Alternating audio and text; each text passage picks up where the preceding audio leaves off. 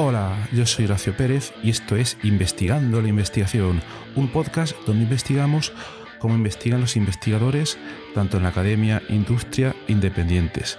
Todo ello mediante entrevistas y debates abiertos, técnicas y estrategias para mejorar todas las partes del proceso investigador y, no menos importante, opiniones abiertas que espero llamen tu curiosidad y te hagan también reflexionar.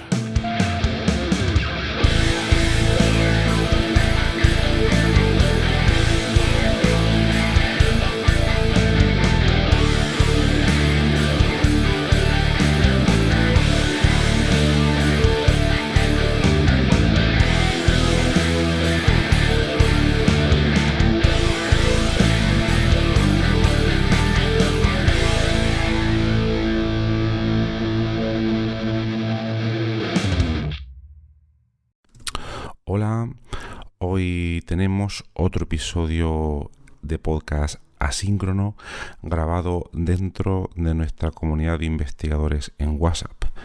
Para saber cómo funciona este sistema, te puedes escuchar el episodio número 205 del podcast, donde ahí te lo cuento totalmente en detalle. Y también para no extenderme aquí ahora mismo. Bueno, pues hoy tenemos el placer de tener a Ricardo Sánchez Peña. Ricardo es ingeniero en electrónica de la Universidad de Buenos Aires y obtuvo un máster y doctorado en el California Institute of Technology.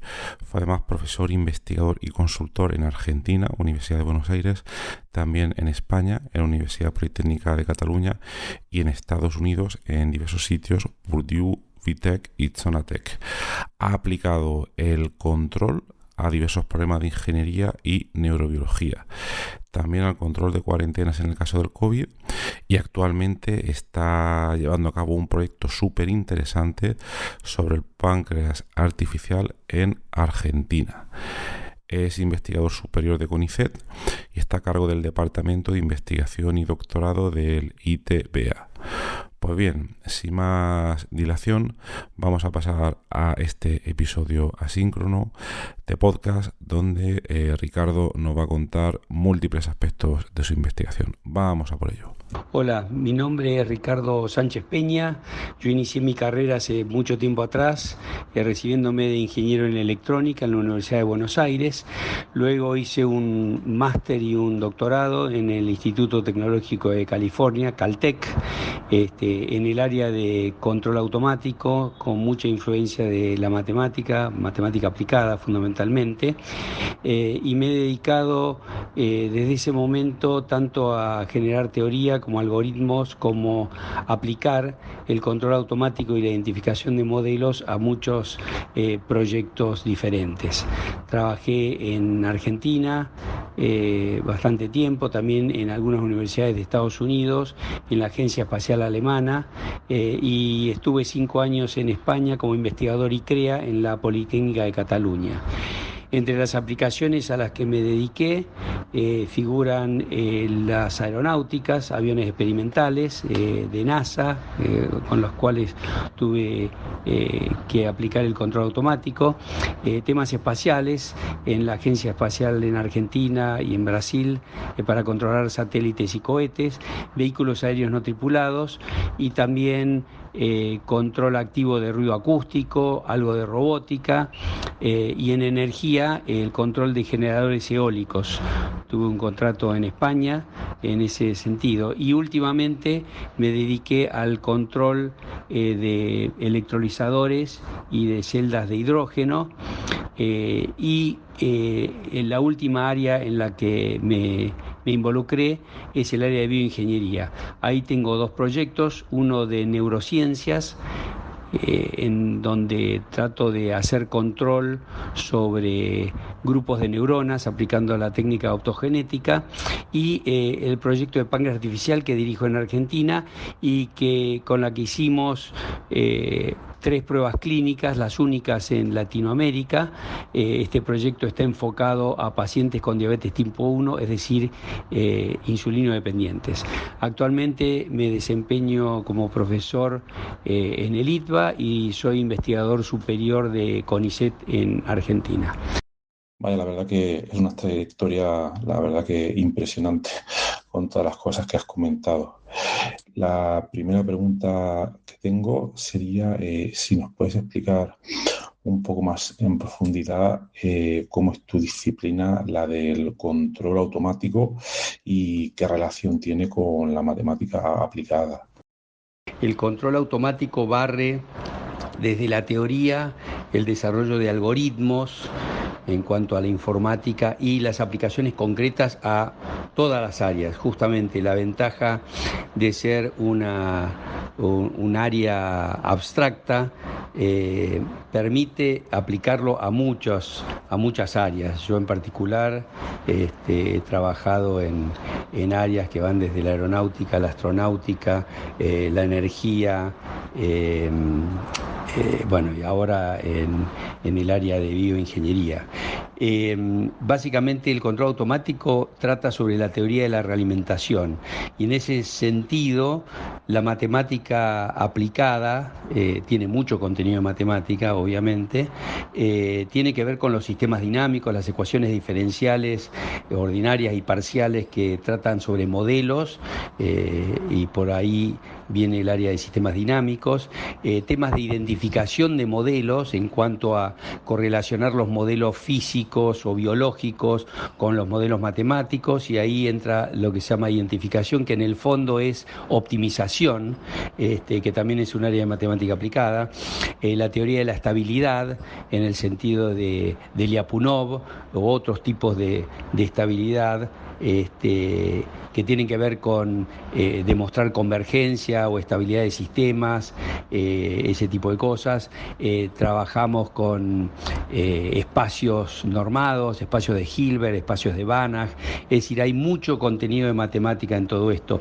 Como se ve, se desprende de las publicaciones, hay publicaciones que van desde la teoría, como las del IEEE o como se dice en España el IE Cubo, del Transaction and Automatic Control, la revista Automática, la revista System and Control Letters, que tienen contenidos mucho más teóricos. Como van a ver ahí, hay muchos de los papers demuestran teoremas y lemas, o revistas un poco más aplicadas como el IEEE Transaction and Control System Technology o el Control Engineering Practice, que tienen más que ver con esa interfase entre la aplicación y la teoría, o revistas puramente aplicadas a distintas áreas, como la de también las del IE Cubo de Biomedical Engineering o Instrumentation and Measurements o Industrial Electronics o Aerospace o todas las áreas que se les puedan ocurrir.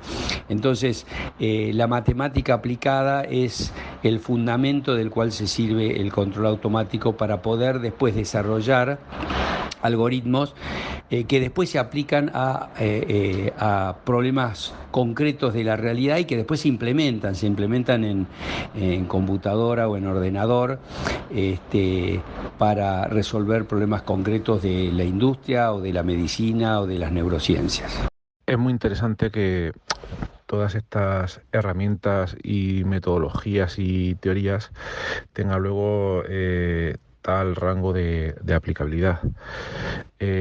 Preguntarte si, ¿qué opinas? Ahora mismo estamos viendo, parece que un renacimiento o un resurgir de las técnicas de machine learning, inteligencia artificial, etcétera, etcétera. Entonces, por preguntarte, ¿cómo ves que si se está viendo ahora mismo en este campo que has comentado, una unión entre machine learning y los métodos más clásicos que se trataban antes, todos estos sistemas de ecuaciones diferenciales, todas estas metodologías, con lo que están empezando a prometer todas las técnicas de machine learning, porque parece que se están metiendo prácticamente por todos lados? A ver, ¿cómo lo ves tú? Bueno, yo no soy experto en Machine Learning ni en inteligencia artificial, sin embargo, vi el nacimiento en la década del 80 de lo que se llamaba inteligencia artificial en ese momento, o lo que se empezó a llamar redes neuronales y demás. Yo creo que hay hay varios puntos o varios enfoques que uno puede darle. Primero hay como una reformulación con otra terminología de técnicas que ya se usaban, por ejemplo, técnicas de optimización o de identificación que después se convierten en data mining. Hay un tema que uno cuando pide un subsidio en algunas agencias hay palabras clave que están de moda y que entonces si uno plantea en ese subsidio, en ese proyecto, una palabra como machine learning o inteligencia artificial o data mining o lo que sea, entonces bueno, tiene más chance de obtener el subsidio que otros. Sin embargo, son por ahí técnicas que ya se usaron años atrás. Por eso lo digo desde el punto de vista de un Lego que no se dedica al machine learning, ¿no? Yo creo que acá hay un tema que es el siguiente. Hay problemas que se pueden enfocar desde un punto de vista matemático con resultados muy concretos en cuanto a, por ejemplo, convergencia, estabilidad, etcétera, que son las áreas que yo comentaba anteriormente de control automático, algunas de las áreas de control automático. Y hay algunos otros problemas que son tan complicados o tan complejos que esas herramientas, o no hay herramientas matemáticas que los puedan cubrir de forma concreta. Me refiero concreta que haya resultados y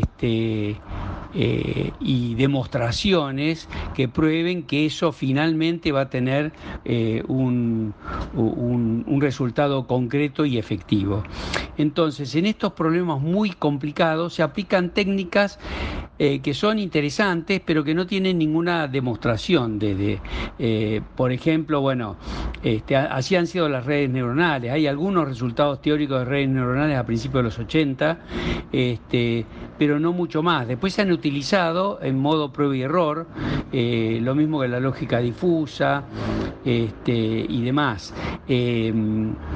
Y entonces esto lo veo similar a lo que en optimización son los problemas convexos y los no convexos. Los problemas convexos uno tiene un resultado concreto y puede llegar a un mínimo o a un máximo de una determinada funcional que uno quiere optimizar.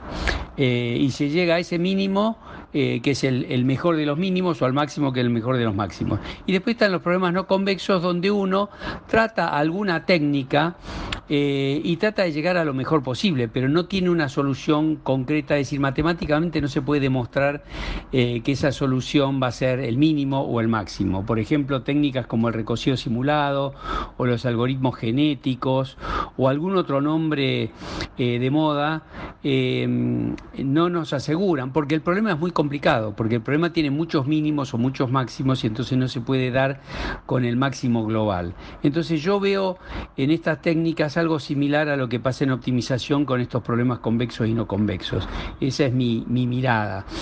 Y en cuanto a las aplicaciones, hay muchas aplicaciones que permiten utilizar técnicas que, bueno, si fallan o si no dan lo mejor posible, no pasa nada. Hay otros problemas donde la gente es muy conservadora. Yo me he topado porque he trabajado con médicos y con ingenieros aeronáuticos y entonces en cuanto a, por ejemplo, control de aviones o de satélites, donde uno realmente necesita que ese control funcione, para un avión por temas de seguridad, para un satélite por temas de que el satélite está en órbita y uno no puede repararlo, porque está en órbita y no va a poder subir a repararlo, o los temas médicos, donde también un tema de seguridad del paciente, uno utiliza o se permite utilización de técnicas muy concretas y que realmente tengan demostrada su eficacia. Entonces ahí uno se topa con profesionales que son mucho más conservadores. Entonces las técnicas, lo que vos decías de que el machine learning la inteligencia artificial, que es un término muy genérico, así como se entiende por informática, un término muy genérico que se refiere a muchísimas cosas de lo más variadas, se está metiendo en todos lados. Bueno, yo tengo mi opinión es que estas técnicas atacan problemas muy complejos para los cuales no existe un herramental matemático que pueda demostrar realmente su eficacia o los resultados. De nuevo, no me dedico ni al machine learning ni a la inteligencia artificial, lo he visto a lo largo de los últimos 40, 45 años, la evolución de estas técnicas, pero nunca me he dedicado a ellas. Muy de acuerdo con muchas de las cosas que comentas. Luego quería preguntarte una cosa. Creo que entiendo lo que dices, pero por estar seguro y también por si la audiencia tiene la misma curiosidad, la siguiente pregunta. Cuando hablas de demostraciones y que van a tener un resultado concreto y efectivo, por preguntarte a qué te refieres exactamente. Creo que entiendo la idea, pero por estar seguro.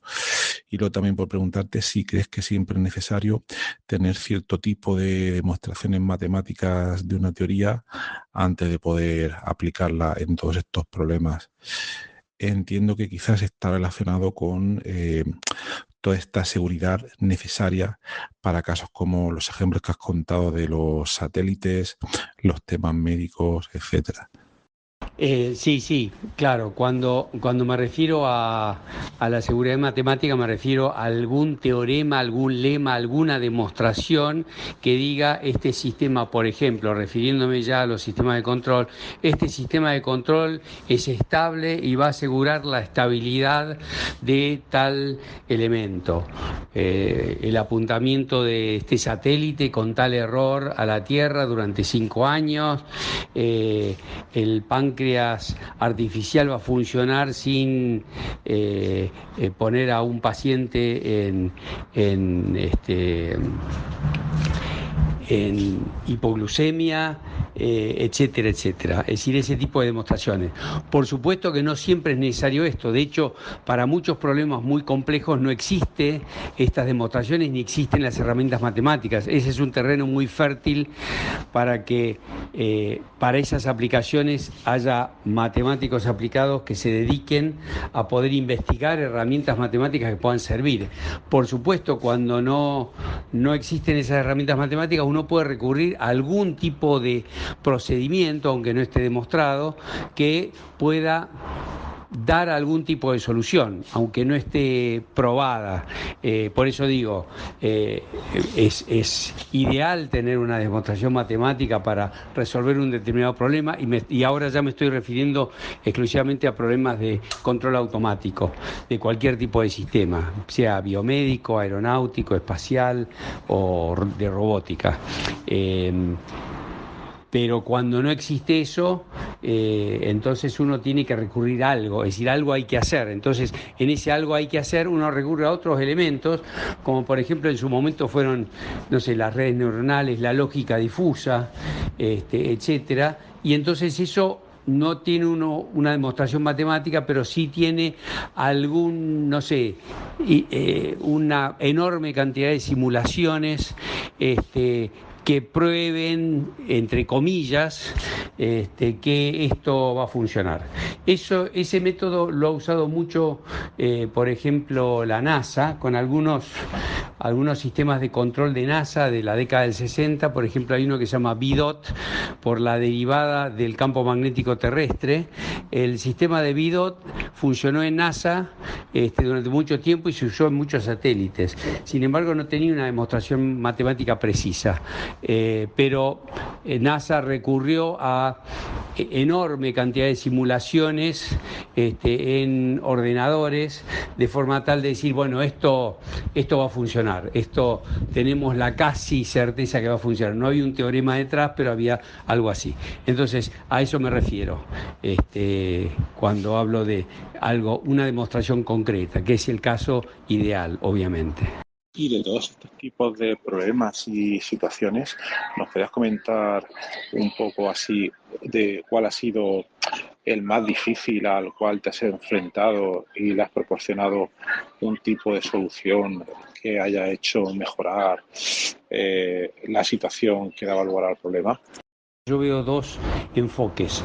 Un enfoque es el de desarrollar la solución a un problema matemático y después buscar a qué se podría aplicar. El otro enfoque, que es más ingenieril, que es el que yo adopto, es encontrar un problema de ingeniería o de biología o de medicina y tratar de encontrar una formulación matemática que lo solucione.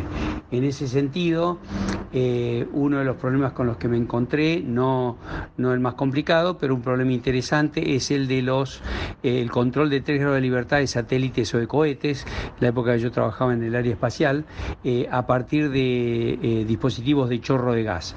El chorro de gas actúa por acción y reacción, entonces uno puede determinar que con 4 dispositivos de estos de chorro de gas uno puede controlar en 3 grados de libertad un satélite. El problema es que en un satélite, si falla alguno de estos dispositivos, entonces falla todo el sistema y no se puede controlar la orientación del satélite. Entonces hace falta llevar una redundancia.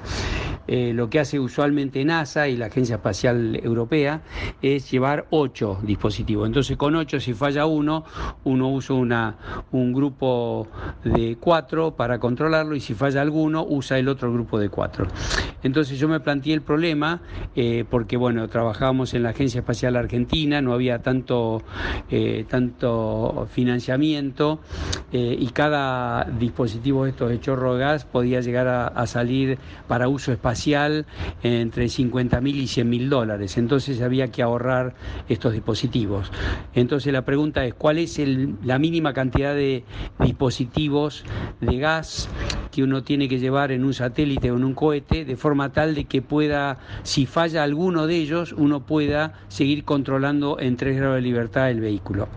Bueno, la respuesta fue a través de un teorema y un lema que publicamos hace mucho tiempo, en el año 2000 aproximadamente, con lo cual uno puede demostrar que con 6 dispositivos de estos uno puede solucionar el problema, y si alguno de ellos falla, uno puede usar de esos 6, 5 que pueden controlar el sistema en 3 grados de libertad. Después ampliamos esto para drones, en vez de turbinas de gas, en vez de dispositivos de chorro de gas, utilizamos motores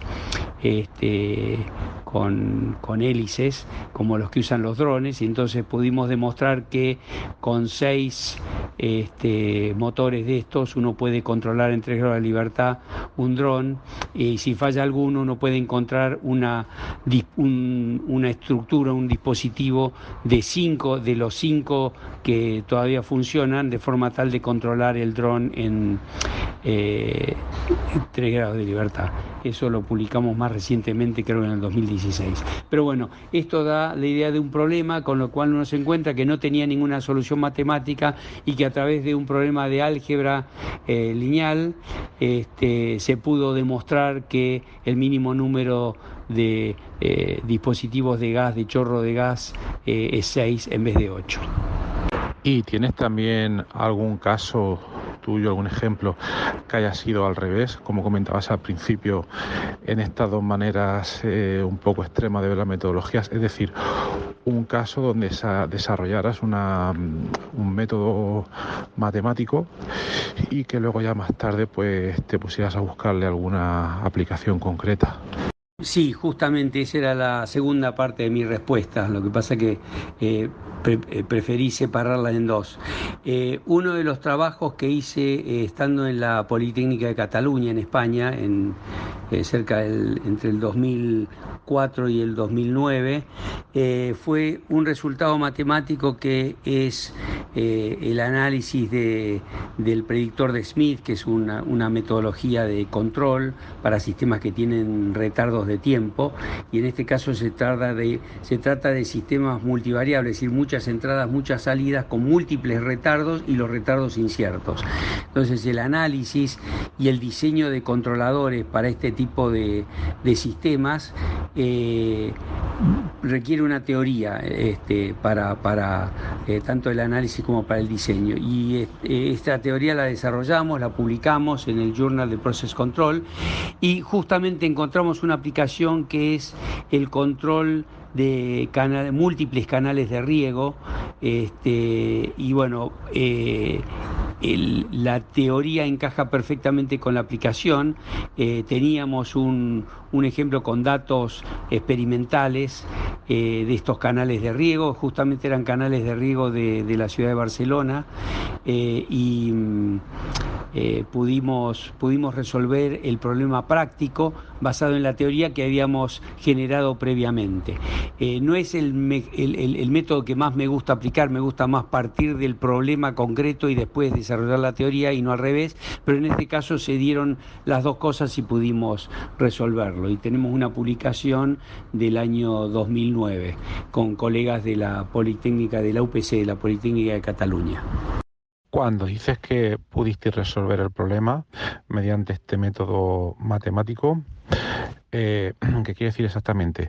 ¿Quiere decir que teníais diversos datos experimentales sobre este sistema y luego vuestro método matemático podía explicar estos resultados experimentales, o que fuisteis capaces de alguna manera predecir su comportamiento futuro a partir de los datos que tenéis en cierto momento? El tema es el siguiente: el modelo de estos canales de riego está basado en un modelo de ecuaciones diferenciales parciales no lineales que se llaman, y son hiperbólicas, y se llaman ecuaciones de Saint-Venant, que no tienen una solución analítica. A partir de ahí hay un modelo más simplificado, que es un modelo orientado al diseño de controladores, y ese modelo está registrado en trabajos publicados ya. Entonces, el método que nosotros diseñamos para analizar y para evaluar un controlador para ese modelo de canales cumple determinadas condiciones que desde el punto de vista matemático parecen arbitrarias, porque son condiciones de igualdad entre las relaciones entre los retardos de tiempo de los distintos canales.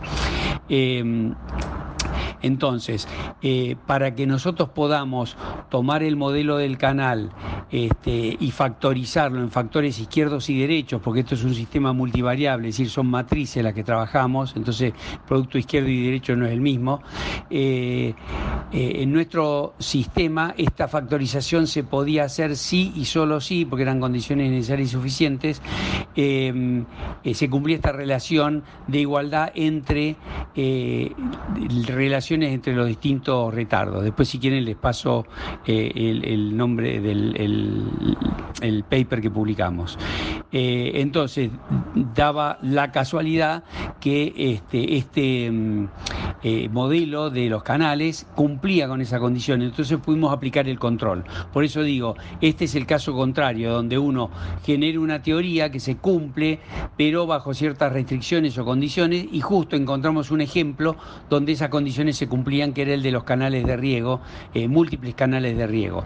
En general, a mí me gusta proceder de la forma contraria, es decir, dado un problema real, concreto, encontrar una teoría matemática que pueda solucionarlo. Teoría matemática basada en el análisis de sistemas de control o en el diseño de sistemas de control, por supuesto, no cualquier solución matemática, ¿no? Eso es lo que finalmente hicimos. Puedo pasarles el paper donde está toda la descripción de este problema. ¿Y cómo hicisteis para que, una vez desarrollada vuestra teoría matemática, encontraseis la aplicación en ese problema de los canales? O dicho de otra manera, ¿y aplicasteis una metodología sistemática o de algún tipo determinado para encontrar problemas donde se pudiera aplicar, y el primero que visteis que fuese os dedicasteis a él? Y al mismo tiempo, si fue así, si encontrasteis algunos otros contextos interesantes donde vuestro método se pueda aplicar. En realidad fue una cuestión más bien casual. Yo estaba trabajando en el predictor de Smith para resolver el problema multivariable, múltiples entradas y salidas y con incertidumbre en los retardos de tiempo, que es un problema más realista. Mis colegas estaban trabajando en el tema de canales. Nos contactamos entre nosotros y bueno, ellos tenían este modelo, y yo justamente una vez desarrollada la teoría vi que este modelo cumplía con estas condiciones que necesitaba para el análisis y el diseño de controles, y así lo aplicamos. Después no exploramos ninguna otra aplicación, ni fue un tema sistemático, fue un tema más bien casual, de los tantos con los que uno muchas veces en investigación se encuentra. Como decía un autor argentino, salí a cazar conejos y me encontré con un tiranosaurio Rex. Y preguntarte si nos podrías contar un poco acerca de un artículo bastante interesante a través del cual pues te encontré de tu trabajo cuando estaba buscando ciertos temas. Es por si nos podías hablar un poco de ese trabajo que habéis hecho sobre el páncreas artificial. Bueno, te cuento un poco sobre el proyecto del páncreas artificial que estamos desarrollando en Argentina desde el año 2010. Ya llevamos casi 13 años de esto. Primero te cuento un poco sobre la diabetes, que es una enfermedad autoinmune que se caracteriza por la destrucción de las células pancreáticas, las células beta, que son las encargadas de generar la insulina. La insulina es la sustancia encargada de ayudar a la absorción de carbohidratos y que por lo tanto baja los niveles de glucosa en sangre. Cuando uno ingiere carbohidratos, come, básicamente la glucosa aumenta en sangre y entonces la insulina se encarga de ayudar a esa absorción y por lo tanto baja esos niveles de glucosa. Eso básicamente es un sistema de control. Tiene otro sistema que cuando uno hace ejercicio o cuando uno hace ayuno, bajan los niveles de glucosa, entonces a través del hígado, con las células alfa, se genera el glucagón que aumenta los niveles de glucosa en sangre. Bueno, la diabetes tipo 1 afecta la generación de células pancreáticas beta, que son las que generan insulina, por lo tanto el paciente no tiene insulina en sangre, por lo tanto puede aumentar enormemente sus niveles de glucosa en sangre. Tiene dos problemas: la hiperglucemia, cuando los niveles de glucosa son muy altos, o la hipoglucemia, que es cuando se inyecta mucha insulina y entonces bajan los niveles de glucosa en sangre y tiene efectos inmediatos. Puede el paciente entrar en coma o incluso morir. La hiperglucemia, en cambio, los altos niveles de glucosa en sangre tienen efecto a mediano y largo plazo. Hay más de 500 millones de habitantes en el mundo que padecen diabetes, de los cuales el 10% padece diabetes tipo 1, que son los insulinodependientes. Los pacientes con diabetes tipo 1 tienen una cantidad de tratamientos que deben respetar diariamente. Voy a pasarte un audio de una de las pacientes que hizo pruebas clínicas con nosotros y que cuenta muy brevemente, en menos de un minuto, cuáles son los requisitos que necesita esta enfermedad diariamente. Me refiero a 24 horas al día, 7 días a la semana. Nosotros con diabetes 1 debemos agregar a nuestras tareas cotidianas unas cuantas más para mantenernos con vida.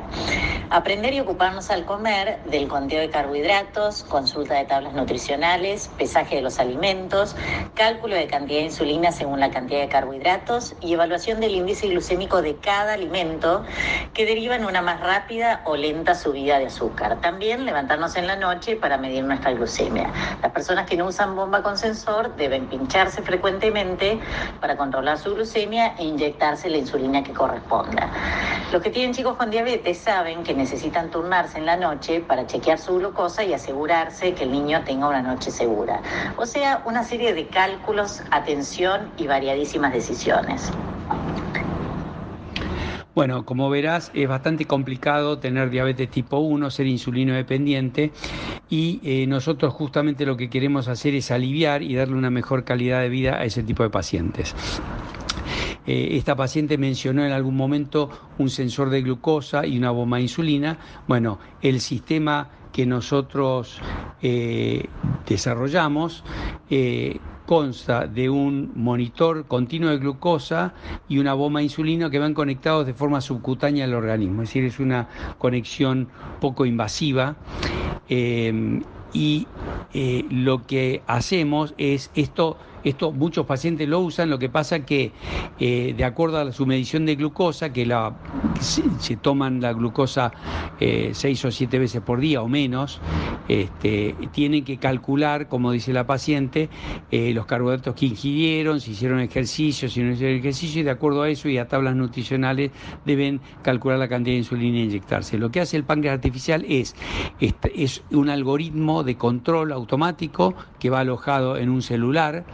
Ese celular se conecta por Bluetooth tanto con la bomba de insulina como con el monitor de glucosa, y de acuerdo a la medición de glucosa subcutánea le indica a la bomba cuánta insulina inyectar, y eso lo hace cada 5 minutos durante las 24 horas del día, de forma tal de que el paciente no tenga que ocuparse de su diabetes, es decir, no tenga que estar haciendo cálculos, no tenga que estar anunciando sus comidas.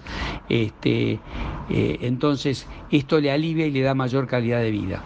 Nosotros este sistema lo implementamos primero, este algoritmo, con un simulador que obtuvimos de la Universidad de Virginia y de Padova, que es un simulador comercial, y también hay un simulador con muchos pacientes que forma parte del proyecto Páncreas Artificial en Estados Unidos, y también pudimos tener acceso a ese simulador. Lo probamos antes de hacer pruebas clínicas en pacientes. Cuando hicimos pruebas clínicas en pacientes, las primeras en Latinoamérica, hicimos 3 pruebas clínicas, una en 2016, una en 2017 y la última recientemente 2021. Te voy a pasar un breve audio de la misma paciente luego de realizar las pruebas clínicas. Tuve la suerte de formar parte del equipo de 5 seres humanos con diabetes 1 en quienes se probó por primera vez el algoritmo ARG, regulación automática de la glucosa. Este tomó por nosotros las decisiones de cuánta insulina administrarnos, en qué momento, por qué periodos dejar de hacerlo, como lo hace automáticamente un páncreas sano. Fue diseñado para tomar las mejores decisiones a lo largo de las horas y días según el metabolismo individual de cada uno. Logró mantener en un porcentaje realmente asombroso nuestras glucemias dentro de rango y nos liberó de todo aquello de lo que debemos ocuparnos. Fue una vacación gloriosa. Como verás, las pruebas clínicas en pacientes fueron exitosas. Por ahora hemos hecho estas 3 pruebas clínicas. Tenemos nuestro propio algoritmo, que se llama ARG, un poco porque es argentino y otro poco porque son las siglas de Automatic Regulation of Glucose en inglés. Y tenemos desarrollado el sistema operativo que se llama Insumate, que está en un celular y que aloja el algoritmo ARG.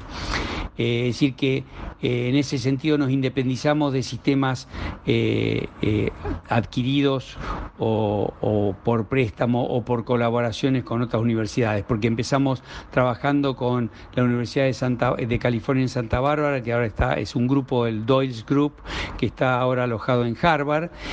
Trabajamos también con el grupo de páncreas artificial que trabaja en la Universidad de Virginia, y hemos tenido colaboraciones también en España con el grupo de la Universidad de Valencia y la Universidad de Girona.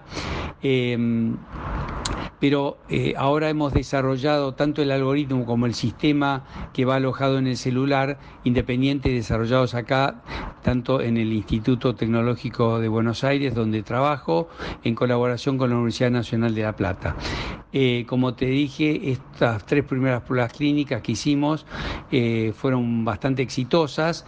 La última de ellas durante 6 días con 5 pacientes alojados en un hotel, es decir, no en medio hospitalario. Las primeras 2 fueron en un medio hospitalario, esta última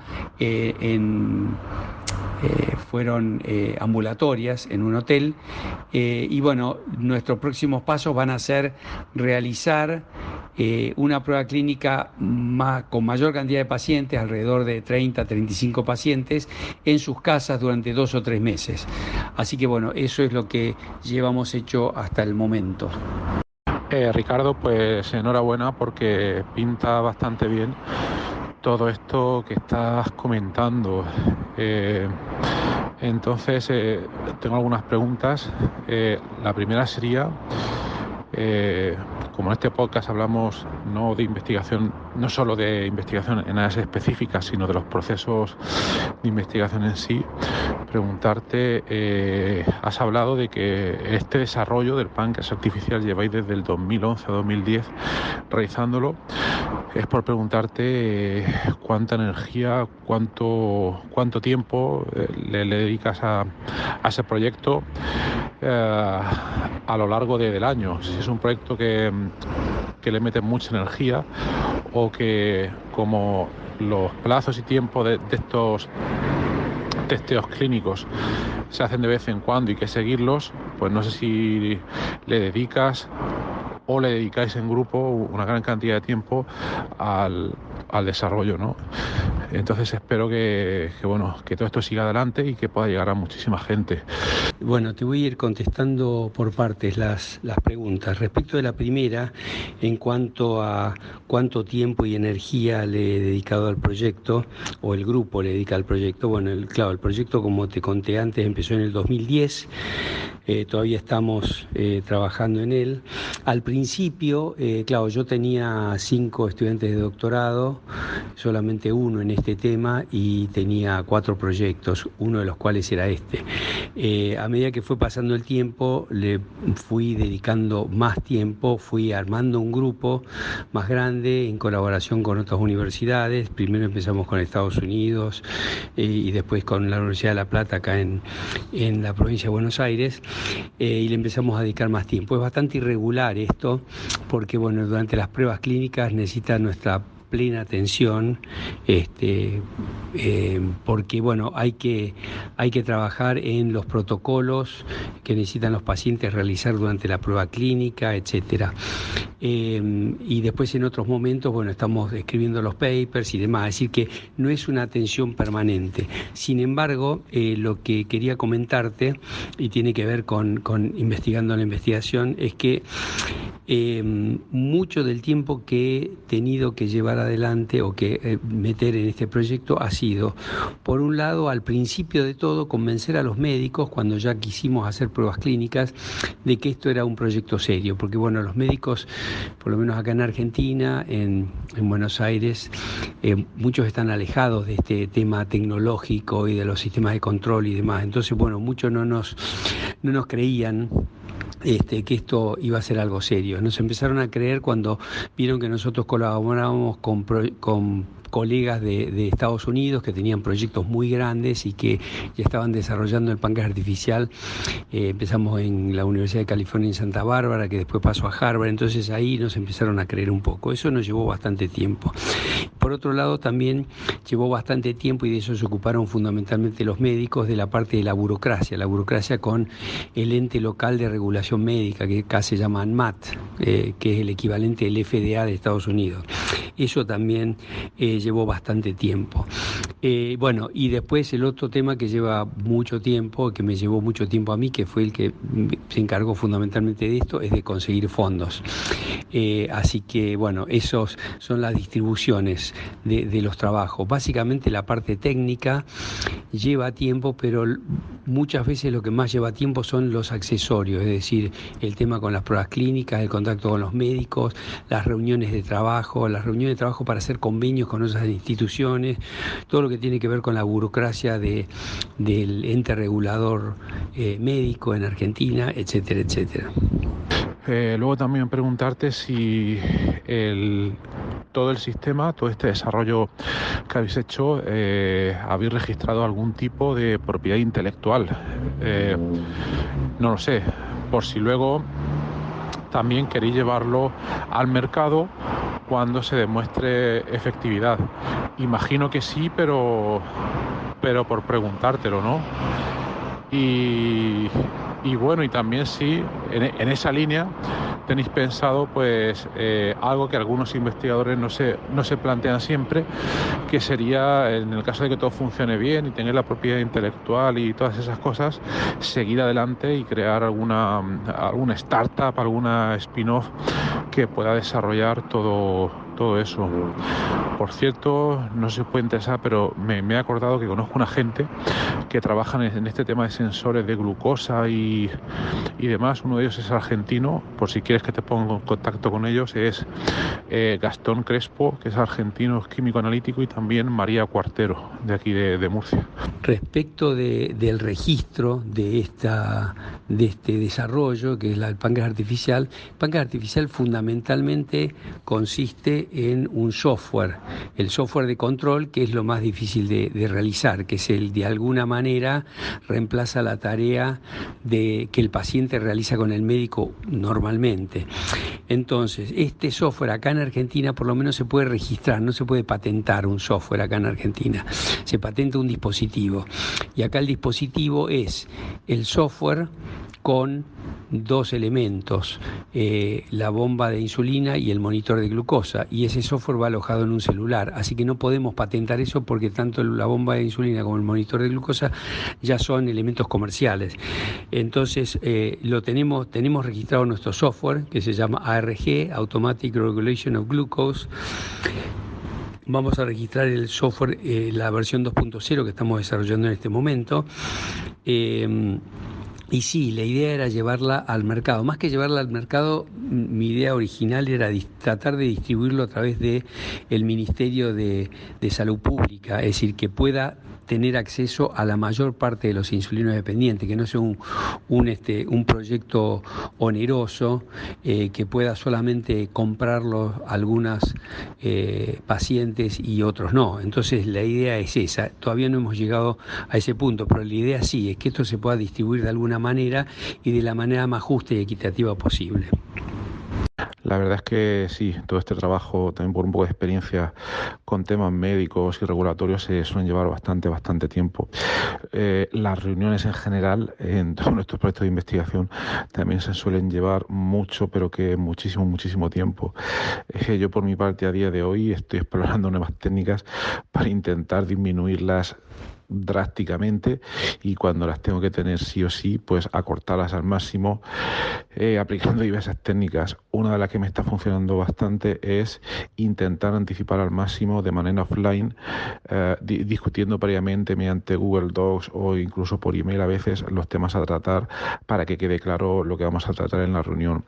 Incluso a veces no acepto realizar una reunión si no está muy claro de antemano cuál es el tema que vamos a tratar. En definitiva, pueden haber muchas maneras. Por tanto, preguntarte, en tu caso, si has descubierto alguna técnica eficiente para reducir al máximo las reuniones cuando sea posible, claro.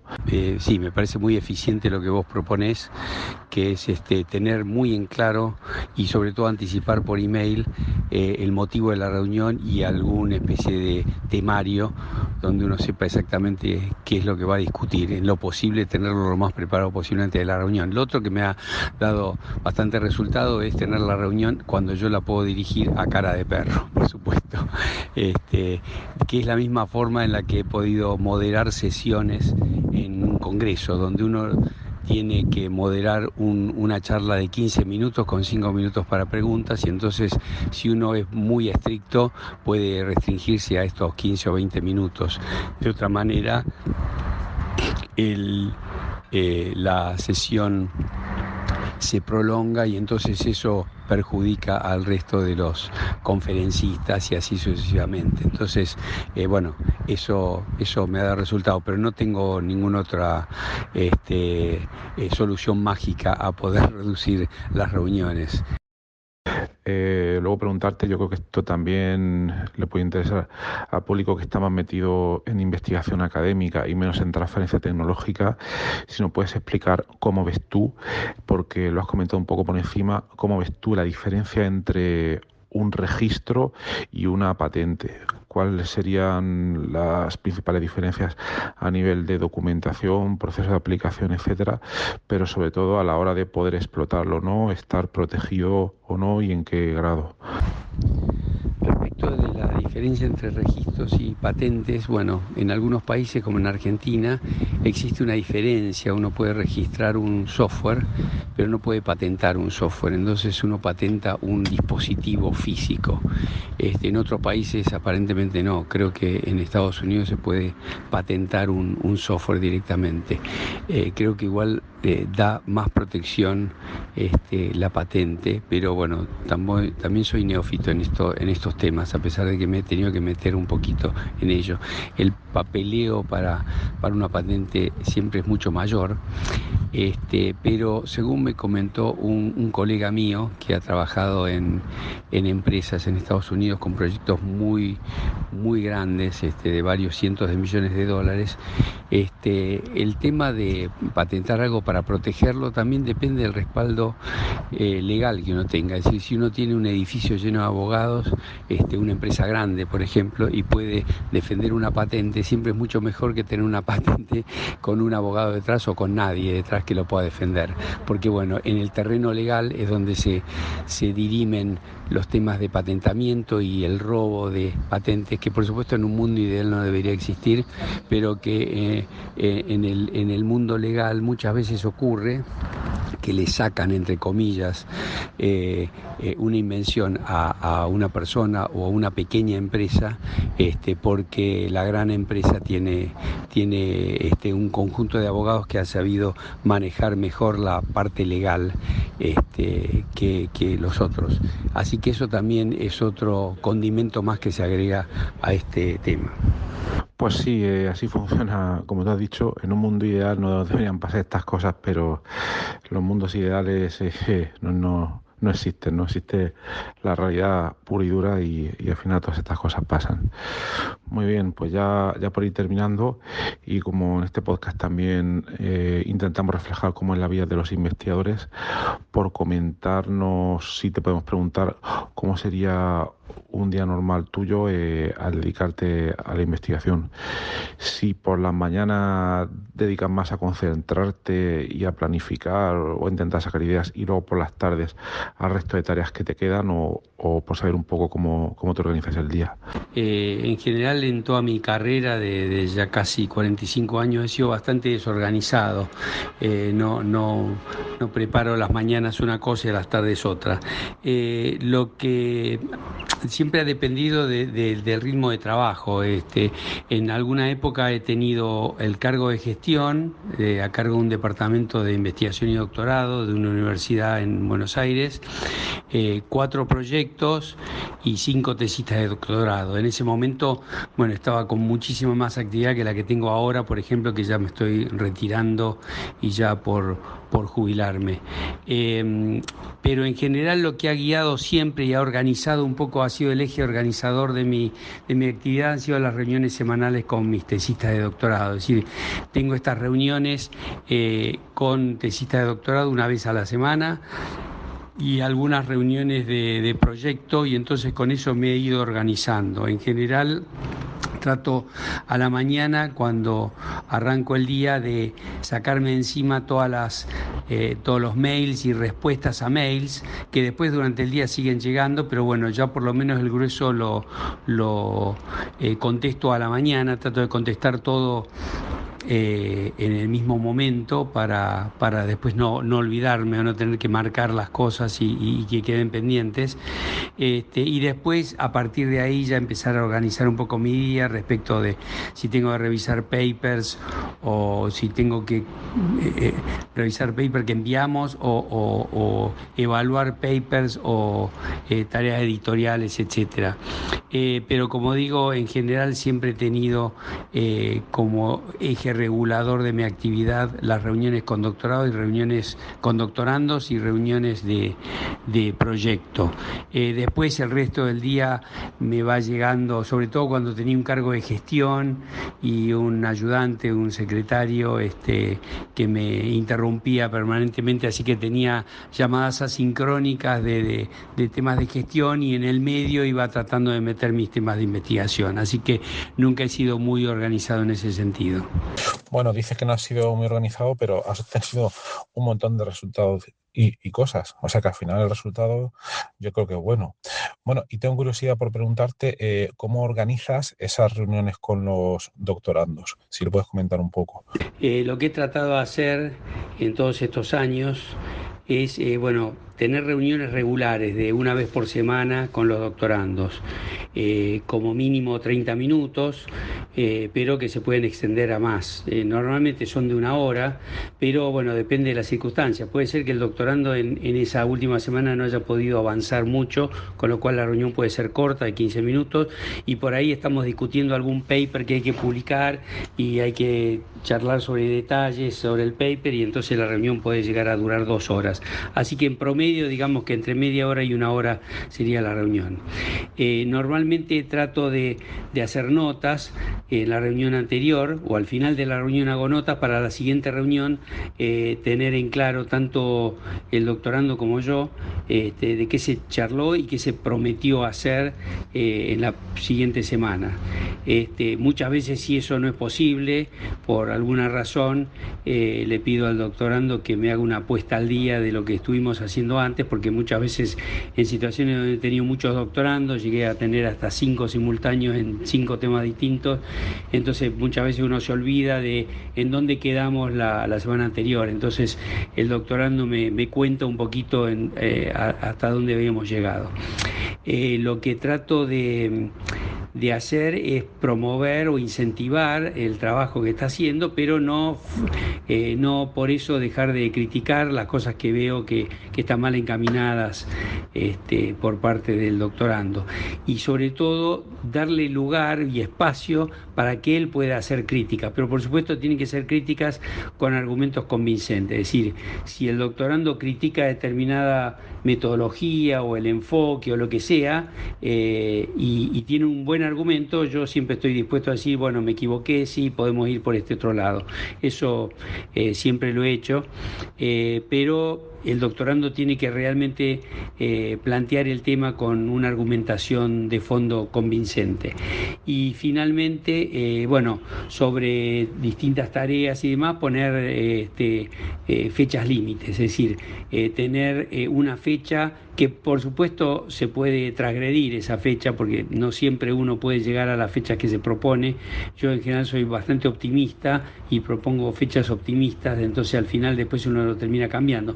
Pero tener una fecha que le ponga un límite al trabajo, porque si no muchas veces hay doctorandos que tratan de ser perfeccionistas y pueden pasarse, 3 meses con un detalle de un determinado trabajo, y eso no es productivo.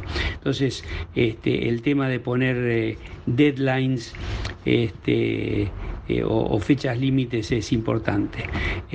Justamente una banda de rock que armamos con varios investigadores en la universidad se llamaba justamente The Deadlines, porque es un punto importante en lo que se hace a la investigación. Pues sí, muy práctico todo lo que comentas y totalmente de acuerdo. Solo preguntarte si también sigues el mismo sistema cuando trabajas en supervisión de investigadores postdoctorales. En general he dirigido pocos postdocs, y algunos de los que dirigí hicieron el doctorado conmigo y después siguieron con el postdoc, así que seguimos más o menos el mismo régimen. Con el postdoc es un poco más relajada la situación, porque por lo menos acá en los doctorados que tenemos en Argentina ya no está tampoco la exigencia de los papers en revista como exigencia, entonces en el postdoc es más relajado. Igual publicamos y demás, pero las reuniones siguen siendo similares, anotando lo que hicimos en la reunión pasada y demás, pero básicamente es prácticamente lo mismo.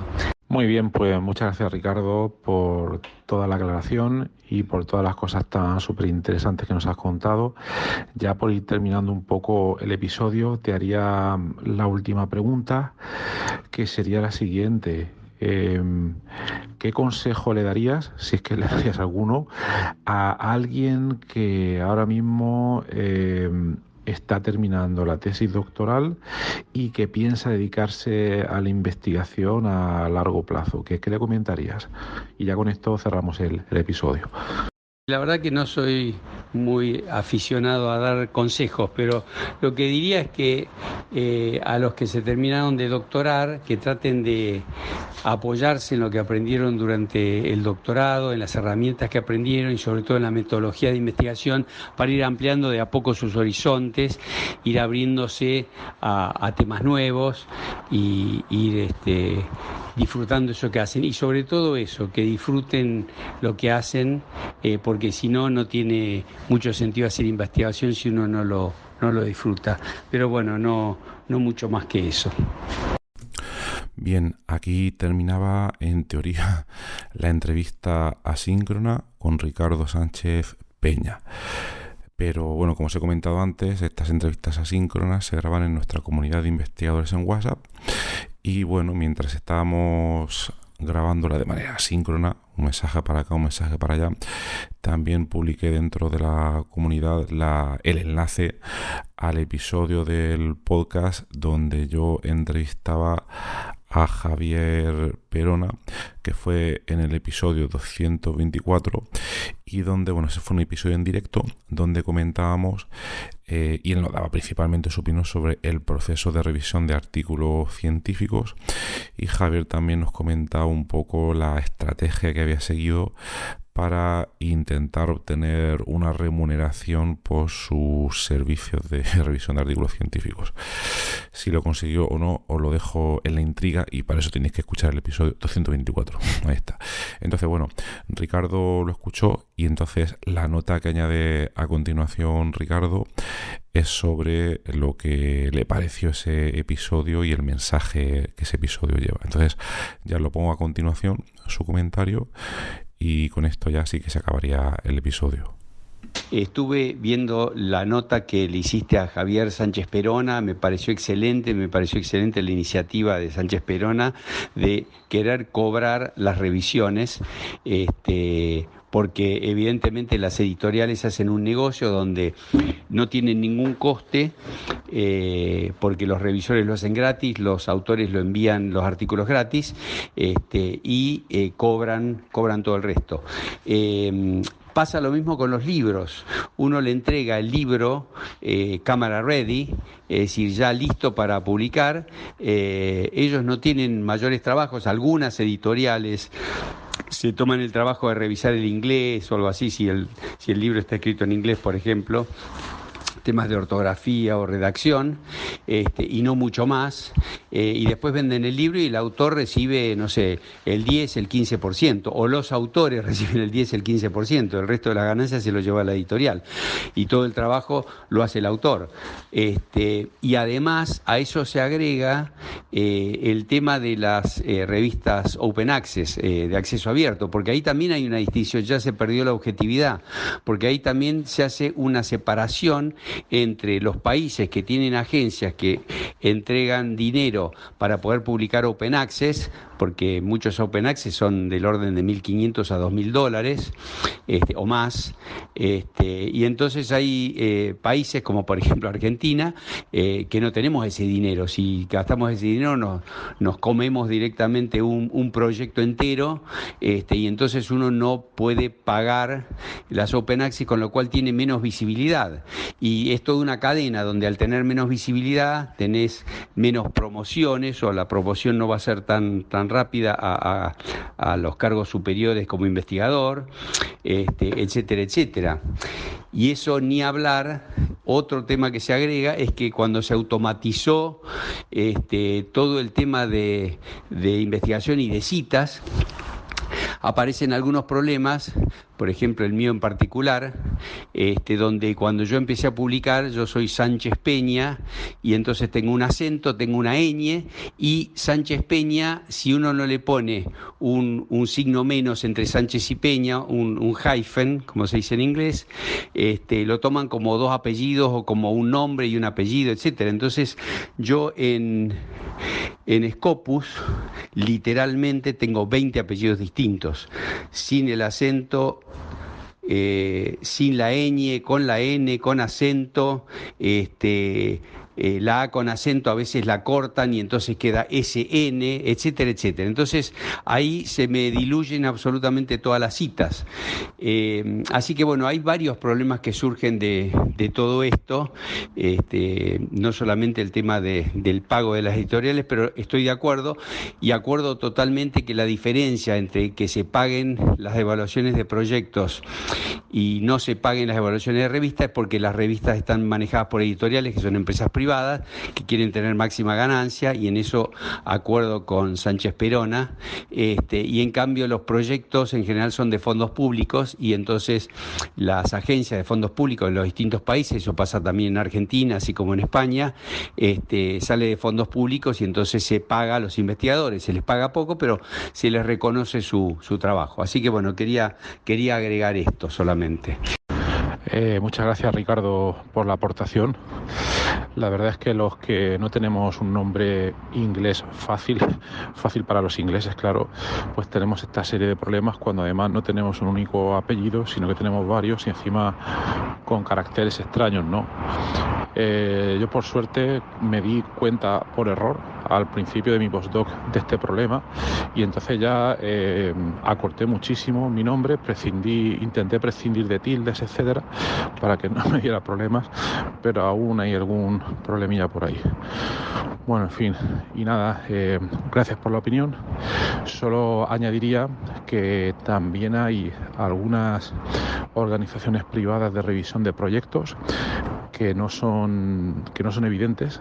Hay algunas en España, otras en otros países europeos, por mi experiencia, y donde también les interesa que la gente evalúe proyectos. Y normalmente no es que lo anuncien a bombo y platillo. Y a veces simplemente, si uno se mueve un poco para presentarle sus servicios de revisión de proyectos, muchas veces agencias de certificación de la calidad, etcétera, etcétera, puede ser también otra opción para poder obtener ingresos que a veces pueden ser bastante interesantes, aunque obviamente también conllevan una serie de trabajo, por si os puede interesar. Tenéis, por ejemplo, pues EQA.es es una de ellas. Bueno, pues ahora sí, aquí acaba este episodio donde Ricardo Sánchez Peña nos ha comentado su larga carrera investigadora desde múltiples ángulos, desde múltiples puntos de vista. A mí la verdad es que me ha resultado bastante interesante, creo que he aprendido un montón de cosas, espero que vosotros también. Y nada más. Si queréis uniros a nuestra comunidad en WhatsApp, podéis ir a la siguiente dirección: horacio-ps.com/comunidad. Pues nada más, espero que tengáis un maravilloso día y hasta luego.